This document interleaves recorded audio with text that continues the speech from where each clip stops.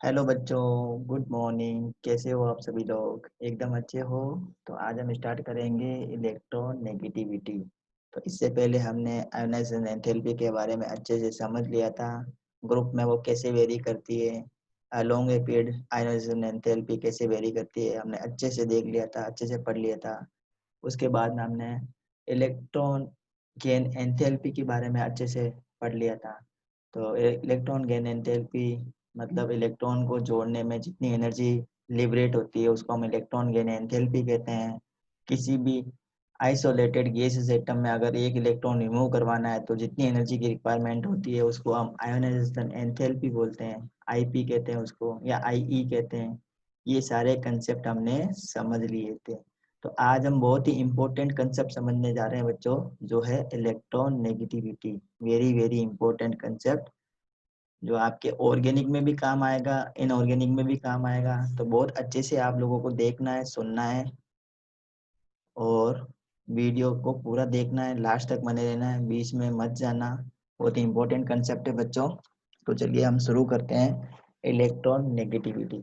तो electron negativity क्या होती है बच्चों? किसी भी एलिमेंट की एटम की, किसी भी एलिमेंट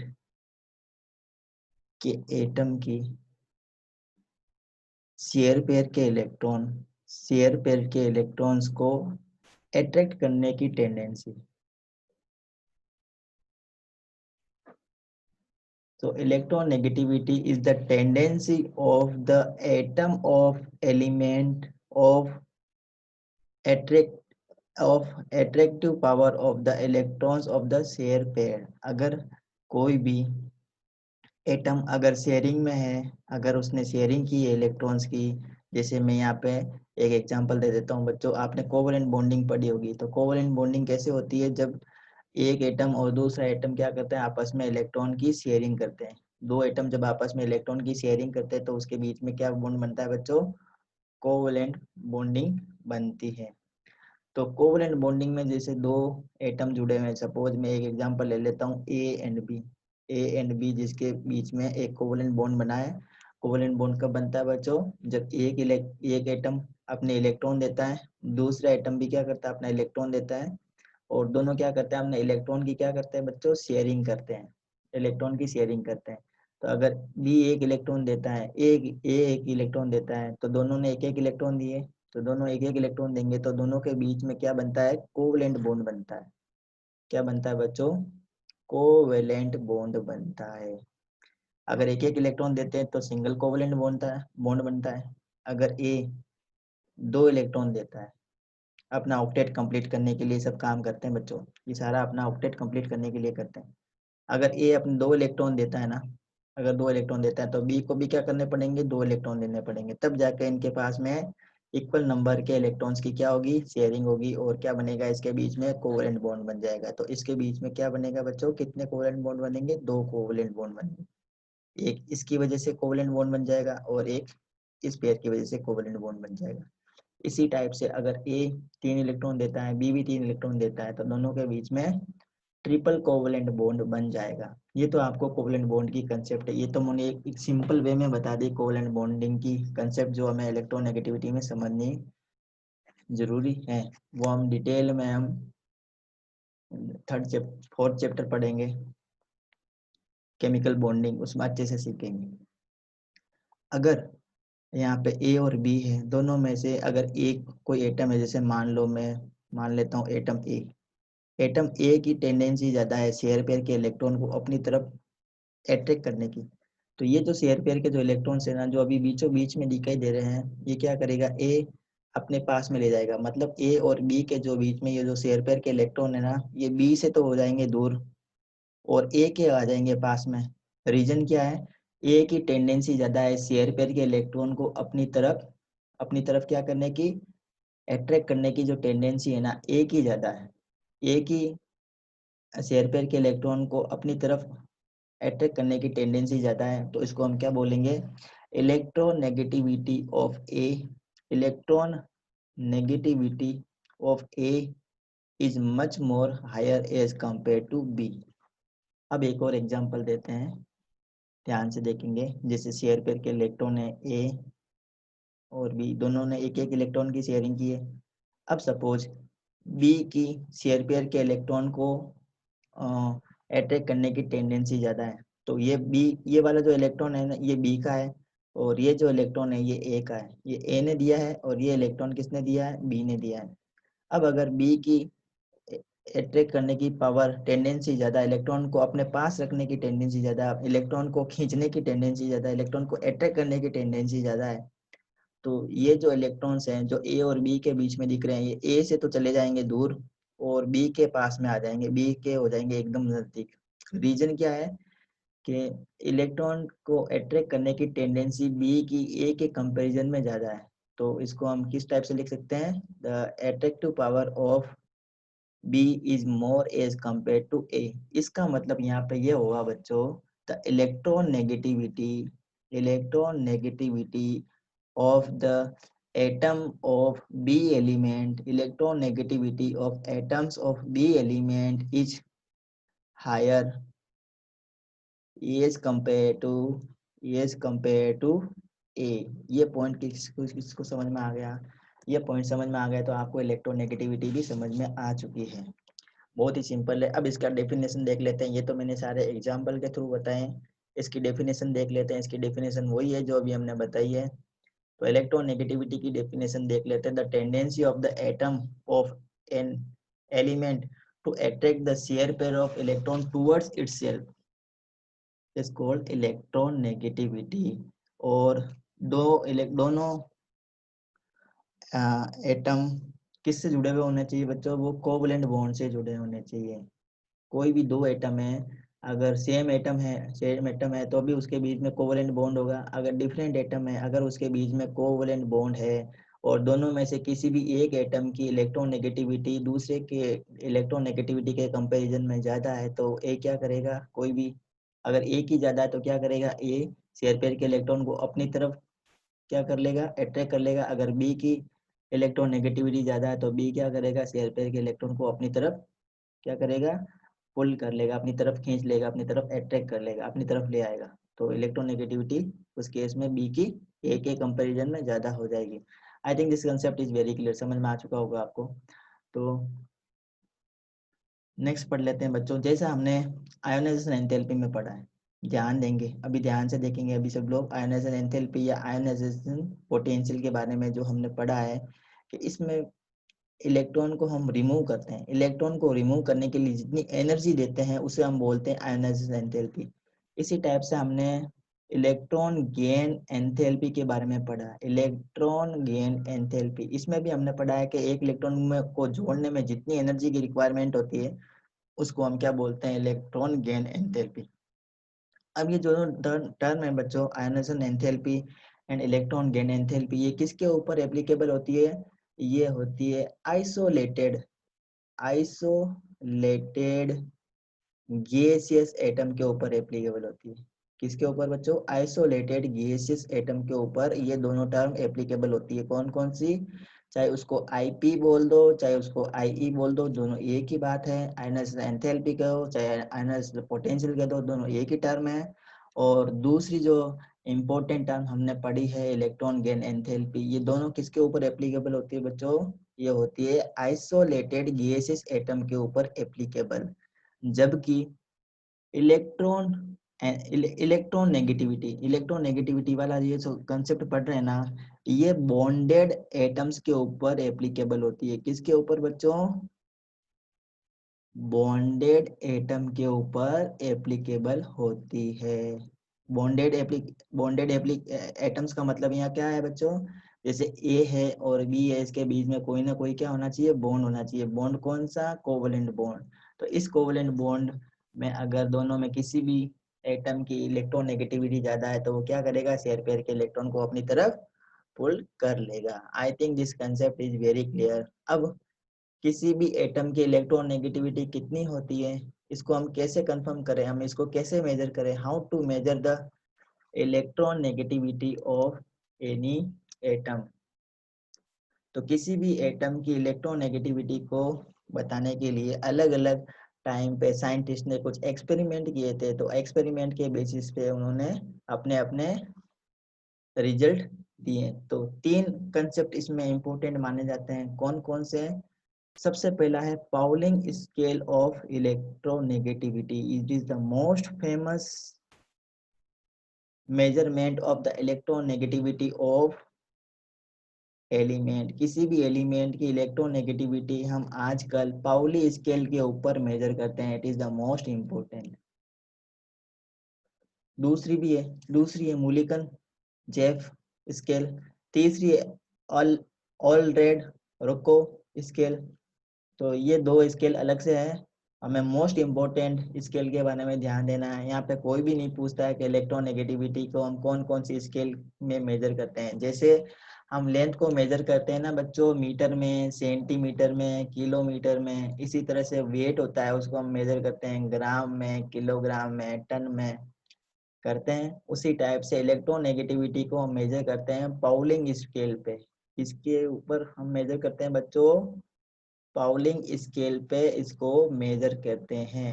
अब ये पाउलिंग स्केल से हम किसी भी एलिमेंट के एटम्स की इलेक्ट्रोनेगेटिविटी को En से लिखते हैं। किससे लिखते हैं? En से। तो किसी भी एलिमेंट के एटम की इलेक्ट्रोनेगेटिविटी पाउलिंग स्केल से हम कैसे डिटरमाइन करें, इसका बहुत सिंपल फॉर्मूला दे रखा है। लेकिन हम उस फॉर्मूले से डिटरमाइन नहीं करेंगे, हमारे पास में कैलकुलेटेड वैल्यू है। उस वैल्यू को हम बाय हार्ट करेंगे, उसको हम लर्न करेंगे, उसको हम याद करेंगे, तो ये अच्छे से हो जाएगा। और कहीं पे भी नहीं पूछते कि किसी भी एलिमेंट की इलेक्ट्रोनेगेटिविटी को आप डिफाइन कीजिए, उसको निकाल के बताइए। ये सारी एक्सपेरिमेंटल वैल्यूज है जो पाउली साइंटिस्ट ने एक बार निकाल के दे दी, और पूरी पीरियोडिक टेबल में जितने भी एलिमेंट्स हैं 118 एलिमेंट, सबकी इलेक्ट्रोनेगेटिविटी उस पाउलिंग स्केल से डिटरमाइन की कर रखी है, और वो कंफर्म है, वो फिक्स है, वो कभी भी चेंज नहीं होती है। I think this point is very clear, समझ में आ चुका होगा आपको। तो ये जो पाउलिंग स्केल की इलेक्ट्रोनेगेटिविटी है किसके ऊपर डिपेंड करती है? बॉन्ड डिसोसिएशन एंथैल्पी के ऊपर। मतलब ए और बी के बीच में जो बॉन्ड बना है ना, इस बॉन्ड को ब्रेक करने में जितनी एनर्जी की रिक्वायरमेंट होती है उसको बोलते हैं बॉन्ड डिसोसिएशन एंथैल्पी। तो उसके ऊपर बेसिस होती है, और ये एक्सपेरिमेंटल वैल्यू होती है, तो इसको हम कैलकुलेट नहीं करते, तो डायरेक्ट हम इसको याद रखते हैं। समझ में आ रही है बच्चों आपको? ओके। तो सबसे ज्यादा जो इलेक्ट्रोनेगेटिव एलिमेंट है हमारी पीरियोडिक टेबल में वो है fluorine. Fluorine is the most electronegative element in the periodic table. याद रखेंगे ना बच्चों? Fluorine is the most electronegative element in periodic table. 118 element में से एक इकलौता एक ऐसा एलिमेंट है जिसकी इलेक्ट्रोनेगेटिविटी सबसे हाईएस्ट होती है। और पाउलिंग स्केल के ऊपर इसकी इलेक्ट्रोनेगेटिविटी कितनी होती है बच्चों? Electronegativity of fluorine is 4। ये ध्यान देंगे आप। इसके बाद में होती है ऑक्सीजन की, और ऑक्सीजन की होती है 3.5। उसके बाद में मिलेगी आपको क्लोरीन की, जो होती है, कोई कोई बुक लिखती है 3.2, कोई कोई लिखता है 3.0। और नाइट्रोजन की भी होती है 3.0। कार्बन की होती है बच्चों 2.5। हाइड्रोजन की होती है 2.1। सल्फर की होती है 2.5।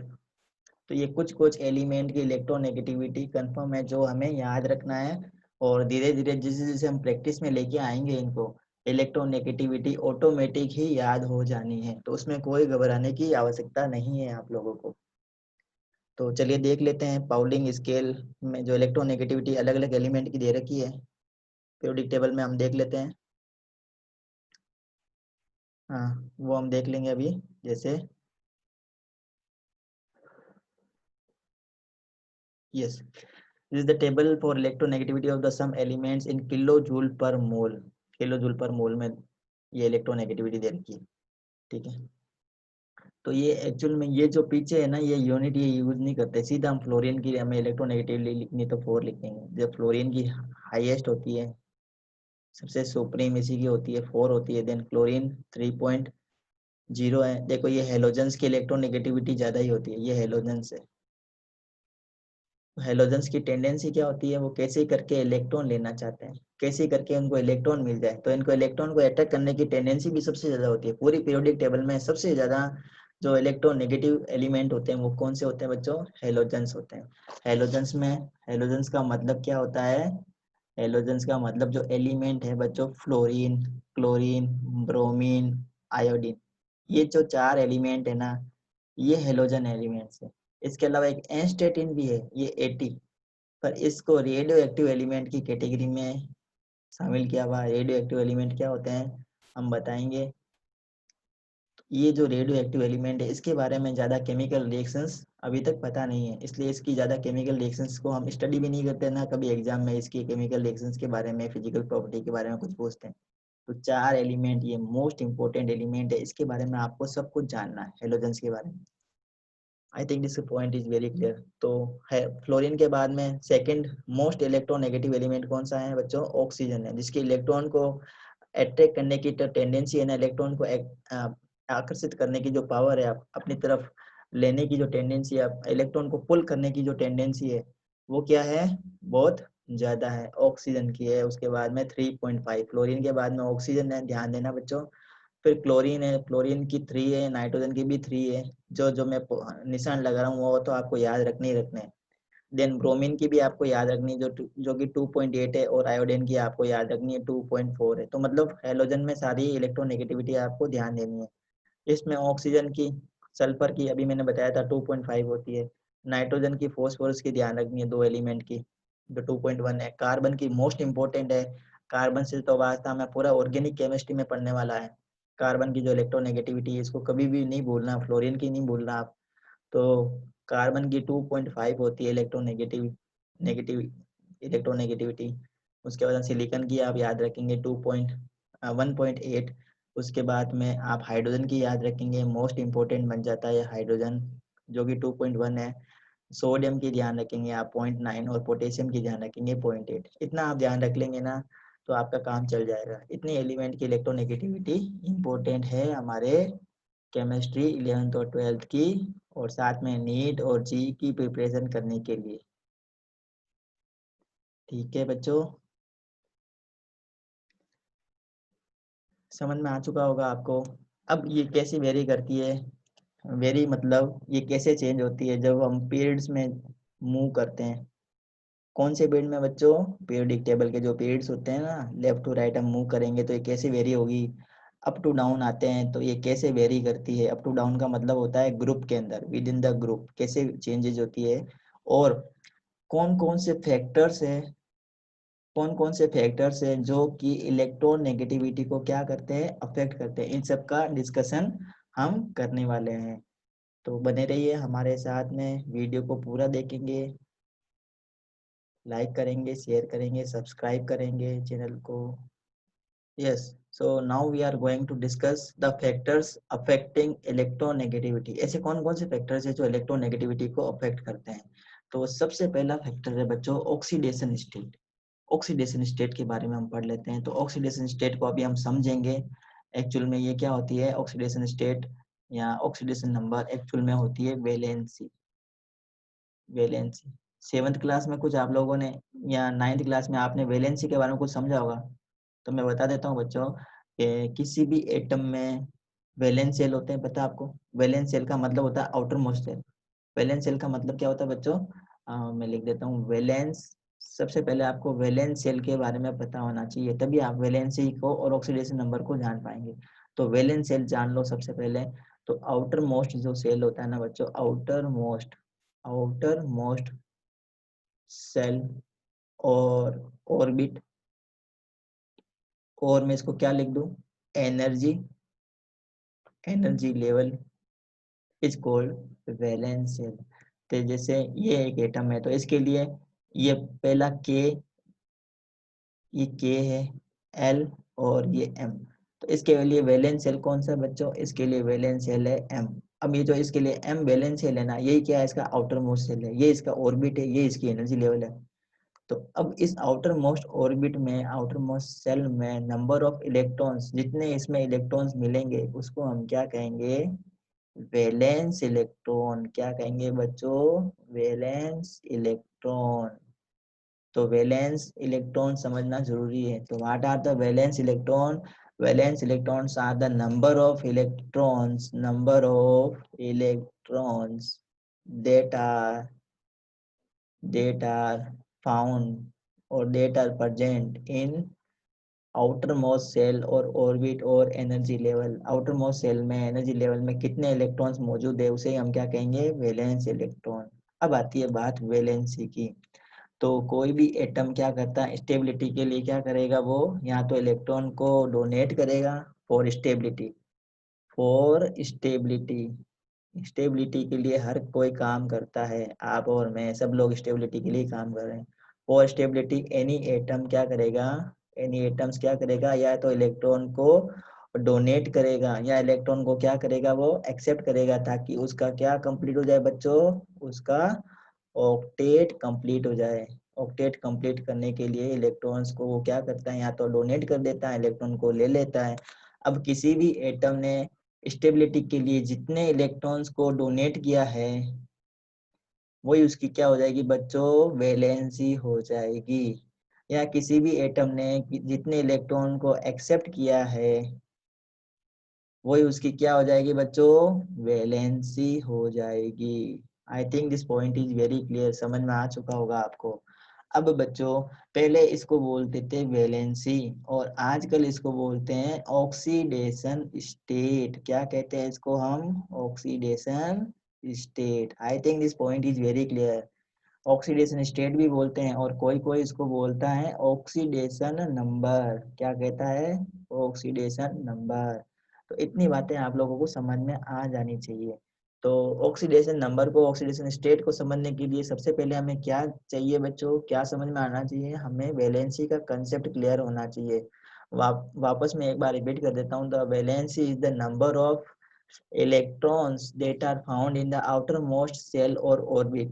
Then what is the valence? A valence electron is the number of electrons that are found in the outermost orbit. Then what are the valency? Valency is the number of electrons which is donated or accepted by the atom to complete its octet and to gain stability. किसी भी atom, कोई भी atom electron जितने electron देता है, जितने electron लेता है स्टेबिलिटी के लिए, उसे हम क्या कहते हैं, वैलेंसी कहते हैं. And nowadays valency is treat as a oxidation state और ऑक्सीडेशन नंबर. ये पॉइंट क्लियर हो चुका होगा आपको. आजकल हम इसको वैलेंसी को क्या बोलते हैं, ऑक्सीडेशन नंबर या ऑक्सीडेशन स्टेट. ठीक है ना. तो ऑक्सीडेशन स्टेट क्या है बच्चों, ये हमने बता दिया कि अगर oxidation state, positive oxidation state increase होती है किसी भी आयन, जैसे देखो बच्चों आयन कब बनेगा, देखो दो टाइप के आयन होते हैं, आप सभी लोगों को पता होगा. There are two type of ions, cation and anion. ये पता होगा आपको, cation and anion. There are two type of ion, cation and anion. अगर हम आयन की बात करते हैं तो बच्चों ये दो टाइप के आयंस होते हैं. कौन कौन से, first is cation and second one is anion. बच्चों केटायन क्या होते हैं, ऐसे charge species, those type of charge species which possess positive charge and the charge species which possess negative charge is called anion. जिसके ऊपर positive charge होगा वो होगा केटायन, जिसके पास में नेगेटिव चार्ज होगा उसको हम बोलेंगे एनायन. जैसे आप लोगों ने बचपन में पढ़ा होगा कि जो सोडियम होता है वो क्या करता है, एक इलेक्ट्रॉन को डोनेट करता है और एक इलेक्ट्रॉन डोनेट करके क्या बना देता है, Na पॉजिटिव बना लेता है. तो ये मुझे बताओ आप कि ये केटायन है या एनायन है, ये केटायन है या एनायन है, ये बच्चों केटायन है. इसी टाइप से मैग्नीशियम की बात हम करते हैं तो मैग्नीशियम क्या करता है, दो इलेक्ट्रॉन को डोनेट करता है और क्या बनाता है, ये मैग्नीशियम 2+ बनाता है. इसी टाइप से अगर मैं एल्यूमिनियम की बात करता हूँ तो ये क्या करेगा, ये 3 इलेक्ट्रॉन को डोनेट करता है और ये Al+3 बनाता है. तो चार्ज सबसे पॉजिटिव चार्ज ज्यादा किसके पास में है, एल्यूमिनियम के पास में +3 चार्ज है. सोडियम के पास में सिर्फ +1 चार्ज है. तो मतलब कहने का ये है, अगर कोई भी सेम एलिमेंट है, सेम एलिमेंट जैसे कुछ एलिमेंट ऐसे भी होते हैं जो वेरिएबल ऑक्सीडेशन स्टेट से शो करते हैं. अब देखो यहाँ पे मैंने एक टर्म यूज किया है, variable oxidation state. Variable oxidation state, variable oxidation state का मतलब है बच्चों कि कुछ कुछ एलिमेंट ऐसे होते हैं जिनके एटम एक से ज्यादा ऑक्सीडेशन स्टेट को शो करते हैं. एक से ज्यादा ऑक्सीडेशन स्टेट शो करने वाले एलिमेंट के एटम्स भी होते हैं. जैसे आयरन, आयरन को हम लिखते हैं Fe, एटॉमिक नंबर इसका 26 होता है। ये दो टाइप की ऑक्सीडेशन स्टेट शो करता है। कौन कौन सी? ये दो टाइप के केटायन बनाता है। ये क्या करेगा बच्चों? ये दो टाइप के केटायन बनाता है। केटायन दो टाइप के बनाता है आयरन। कौन कौन से दो टाइप के केटायन? एक बनाता है Fe+2, एक बनाता है Fe+3। अब मुझे आप बताओ कि Fe+2 है और Fe+3 है, तो Fe+2 को हम ऐसे भी लिख सकते हैं बच्चों, आजकल ऐसे लिखते हैं। आजकल का ये ट्रेंड है, Fe+2 को हम Fe2 लिखते हैं रोमन लेटर में ब्रैकेट के अंदर, और Fe3 को हम Fe3 ऐसे रोमन लेटर में लिखते हैं। तो आप लोग मुझे बताएंगे कि दोनों में से किसके पास में पॉजिटिव चार्ज ज्यादा है? इसके पास में चार्ज ज्यादा है या इसके पास में चार्ज ज्यादा है? तो पॉजिटिव किसके पास में ज्यादा है चार्ज? इसके पास में पॉजिटिव चार्ज ज्यादा है। तो जिसके पास में पॉजिटिव चार्ज ज्यादा होगा, जिसके पास में पॉजिटिव चार्ज ज्यादा होगा, वो क्या करेगा? वो इलेक्ट्रॉन को अपनी तरफ अट्रैक्ट करने की टेंडेंसी ज्यादा रखेगा, मतलब उसकी इलेक्ट्रोनेगेटिविटी ज्यादा होगी। जिसके पास में पॉजिटिव चार्ज ज्यादा होगा, जितना ज्यादा पॉजिटिव चार्ज होगा वो उतना ही ज्यादा क्या करेगा?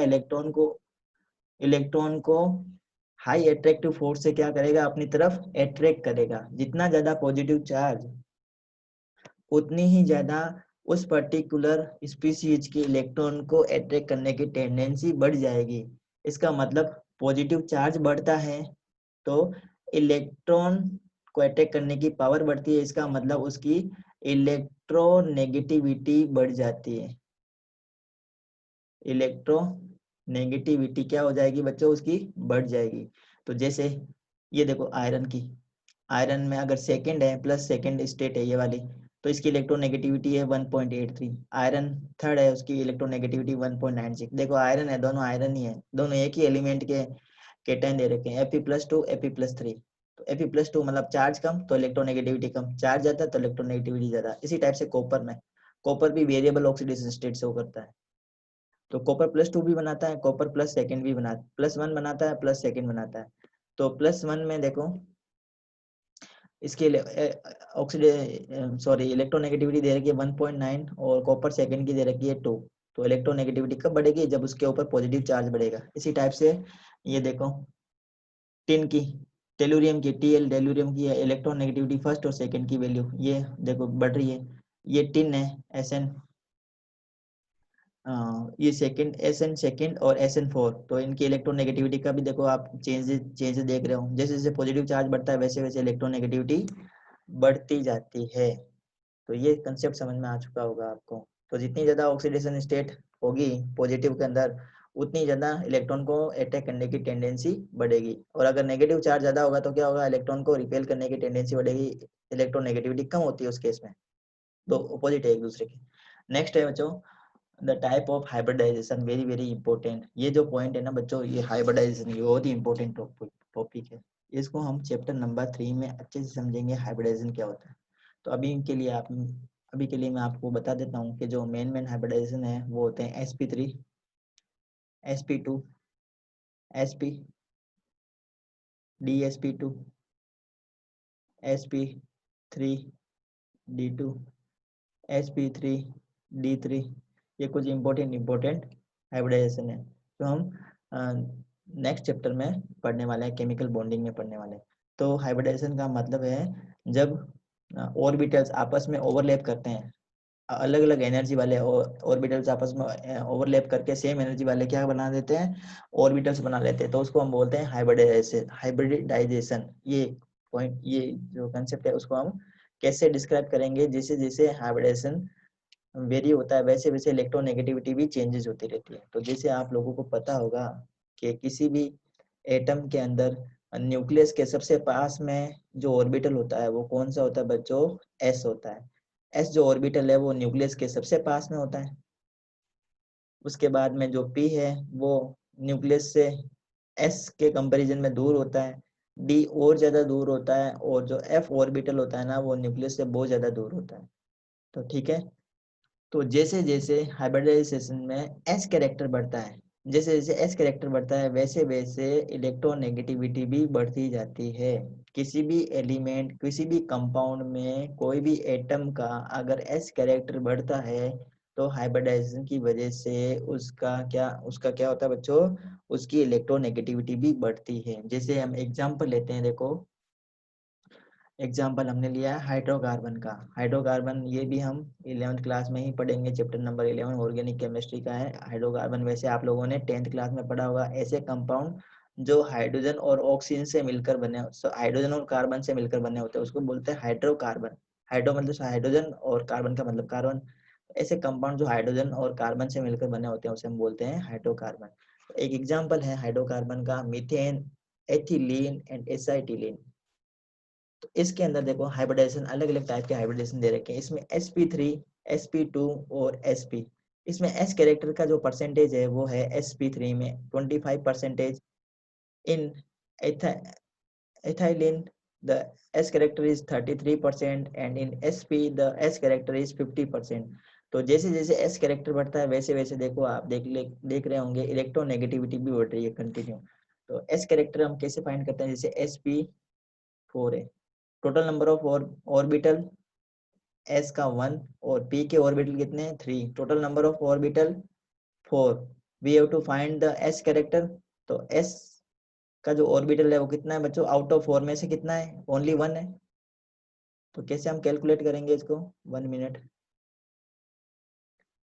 तो कैसे हम इसको कैलकुलेट करेंगे, यहाँ पे लिख देंगे हम 1/4 इंटू 100। तो 1/4 इंटू 100 करेंगे तो कितना आएगा, देखो 1/4 इंटू 100। तो एस करेक्टर कितना है हमारे पास में 25%। इसी टाइप से sp2 में फाइंड करते हैं। sp2 में टोटल नंबर ऑफ ऑर्बिटल्स 3 है, देखो एक s का है, p का 2 है। तो s का हमें फाइंड करना है, तो 1/3 इंटू 100 करो, कितना आ गया 33% आ गया एस कैरेक्टर। इसी टाइप से sp में हम फाइंड करते हैं। sp में तो total number of orbitals in sp 2 है। तो 1/2 एस का फाइंड करना है तो हम कैसे करेंगे, 1/2 इंटू 100, तो कितना आ गया 50%। तो एस कैरेक्टर बढ़ रहा है ना बच्चों, देखो इसमें एस कैरेक्टर 25%, इसमें 33%, इसमें 50%। तो जैसे जैसे एस कैरेक्टर बढ़ता है वैसे वैसे क्या बढ़ती है, इलेक्ट्रोनेगेटिविटी भी बढ़ती जाती है। तो I think this point is very clear. तो नेक्स्ट पॉइंट की तरफ बढ़ते हैं, नेचर ऑफ द सब्स्टिट्यूएंट। तो मतलब कोई भी मॉलिक्यूल है उसमें किस टाइप का सब्स्टिट्यूएंट जुड़ा है उसके अकॉर्डिंग भी इलेक्ट्रोनेगेटिविटी वेरी करती है। तो जैसे कार्बन से, ये देखो ये कार्बन है, कार्बन से हाइड्रोजन जुड़े हैं। और अब इस कार्बन में जो हाइड्रोजन है, इनको हाइड्रोजन को डिस्प्लेस कर देता हूँ मैं, किससे, क्लोरीन से कर देते हैं या फिर फ्लोरीन से कर देते हैं। तो फ्लोरीन और क्लोरीन की आपको पता है इलेक्ट्रोनेगेटिविटी हाइड्रोजन के कंपैरिजन में ज्यादा होती है। तो इस केस में देखो इलेक्ट्रोनेगेटिविटी कार्बन की बता रखी है 2.30। इसकी वजह से देखो इलेक्ट्रोनेगेटिविटी आ गई 3.30। और कार्बन के साथ में जब फ्लोरीन जुड़ जाएगा तो इलेक्ट्रोनेगेटिविटी बहुत ज्यादा बढ़ जाएगी, कितनी हो गई देखो 3.35। क्योंकि फ्लोरीन क्या है, मोस्ट इलेक्ट्रोनेगेटिव एलिमेंट है in the whole periodic table. पूरी पीरियोडिक टेबल में जो फ्लोरीन है वो मोस्ट इलेक्ट्रोनेगेटिव एलिमेंट है। अगर फ्लोरीन जुड़ जाएगा किसी भी एटम के साथ में तो उसकी इलेक्ट्रोनेगेटिविटी को क्या कर देगा, वो बढ़ा देगा। अब हम पढ़ेंगे trends of the electronegativity across a period and across a group। तो again it is very very important point. तो चैनल को लाइक कीजिए, शेयर कीजिए, सब्सक्राइब कीजिए, हमारे साथ में बने रहिए ताकि आपको अच्छे अच्छे वीडियो मिलते रहें। और आप देख रहे हैं मुझे केमिस्ट्री पाठशाला पे।